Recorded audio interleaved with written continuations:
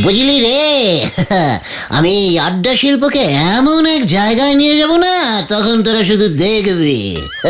শুধু তোরা একটু ডিসিপ্লিন হ। ওই দেখো, ঘটনাটার এখনো দেখা নেই।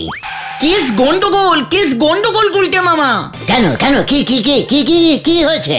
হেড স্যার বলহরি দারোগাকে দিয়ে এই গলতপুরে আড্ডা হটাও আন্দোলনের ডাক দিয়েছে। মাঠ আড্ডা হটাও আন্দোলন? কভি नहीं হুঙ্গা। কি নেই হুঙ্গা করছো? আমাদের আড্ডা বন্ধ করতে এবার হেড স্যার মাঠে হয়তো পুলিশও নামাবে। এবার কি হবে গুলটে মামা? বলহরি দারোগা ঘোষণা করেছে গলতপুরে আড্ডা বন্ধ। যেখানেই আড্ডা দেখবে সোজা ধরে গারদে ভরে দেবে, আড্ডার ঠেক ভেঙে তছনছ করে দেবে। একি এ যে ইংরেজরা করতো। না না না, এর প্রতিবাদ করতে হবে। দলে দলে আড্ডা শিল্পীর দল মিছিল করবে।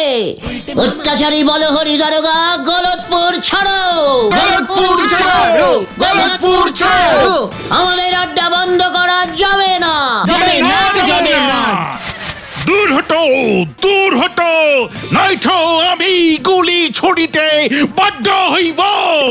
আড্ডা বাঁচাও আন্দোলন গুলি ছুঁড়ে বন্ধ করা যাবে না, যাবে না, যাবে না।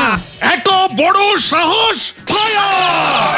উরে বাবা, উরে বাবা, উরে বাবা, উরে মা, উরে মা, উরে বাবা, উরে বাবা। একই গুলটে মামা, থামো। কি হয়েছে তোমার? না মানে আমি একটা বুদ্ধি বার করতে পেরেছি রে। এখন থেকে দিনের বেলা নয়, রাতের বেলা, মানে গভীর রাতে আড্ডা মারবো, যাকে বলে নাইট আড্ডা।